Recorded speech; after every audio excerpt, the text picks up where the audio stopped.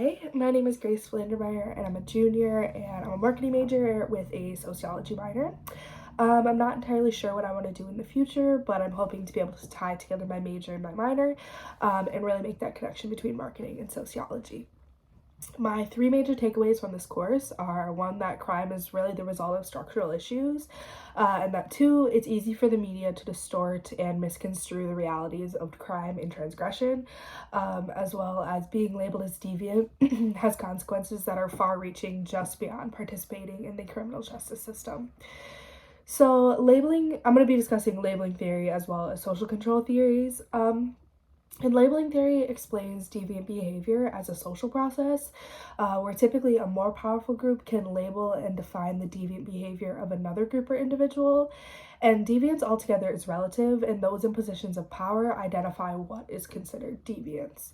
It's important to note that while all people display deviance over time, only some get labeled as deviant.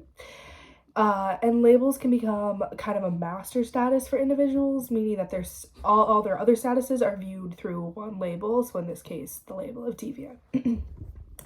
As for control theories, they really question the importance of social control as means for contributing to containing criminality and disorder.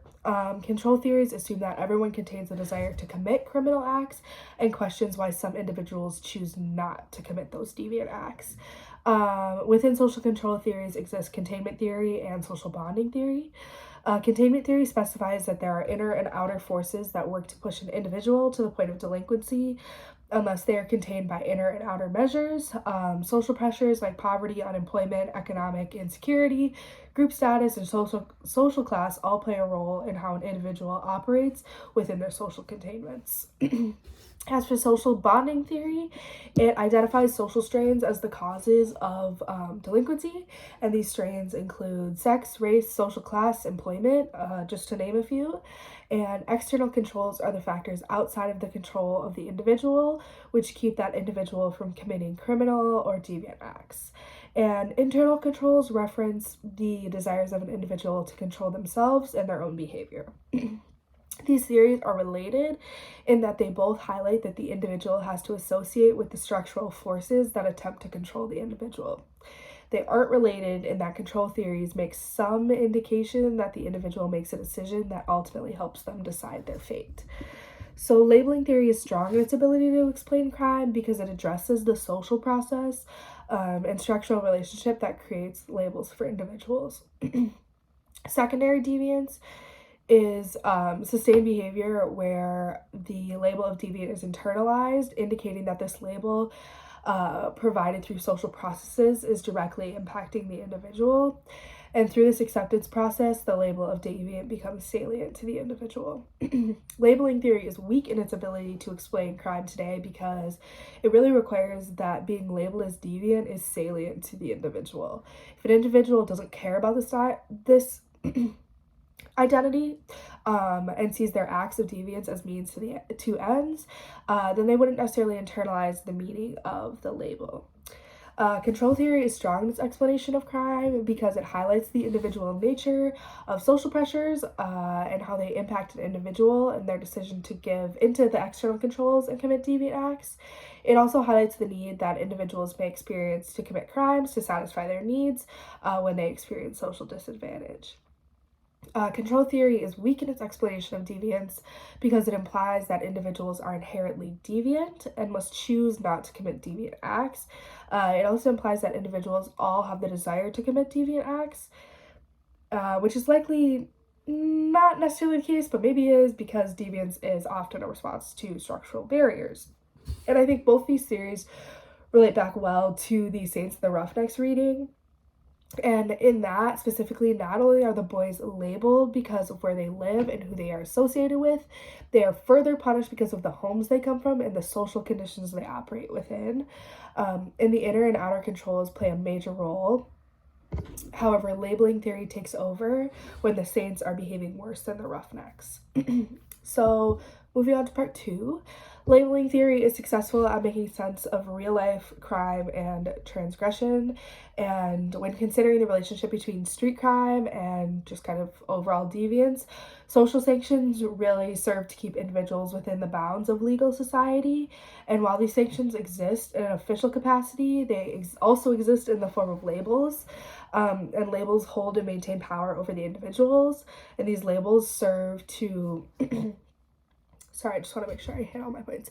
Labels serve to entirely hold one individual in their social position and ultimately limit mobility. And today, those who are labeled as criminals are not only punished by the criminal justice system, but are punished continuously outside, and are forced to continue to pay the price because of the label provided to them by the individuals in positions of power.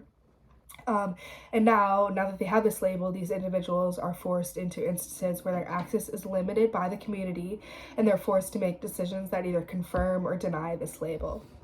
So control theories also help to make sense of crime and transgression, and specifically street crime, because they highlight the impact of external forces on deviant behavior. And we know that the problem of crime can't be solved by an individual.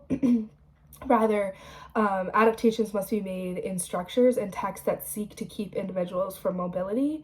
Control theory emphasizes how social factors impact the individual and create a need for going against inner and outer forces to decide not to commit crimes rather than to commit crimes. Yeah, so social pressures impact how an individual operates within their social conditions, which helps to explain crime today. And control theory also highlights that individuals with shared social conditions will also respond similarly, which can explain crime today because individuals in conditions of, say, poverty may choose to commit crimes to attempt to escape poverty, or they may remain in the cycle. As for what I believe that causes crime is really just specifically within street crime. I think it ultimately comes down to access to basic human needs, as well as access to social mobilization. When people don't have access to the things that they need to survive, they seek out those resources in other means. And we saw that in Search of Respect.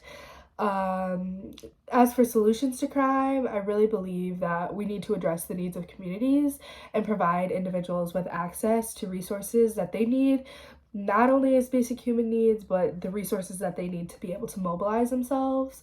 And as we know from the semester, society is poorly integrated, and this integration is important for social growth and ultimately cohesion.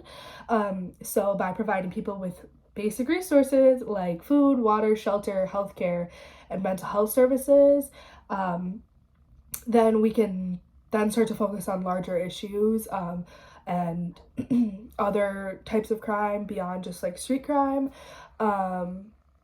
Yeah, so that's all I have. Thanks.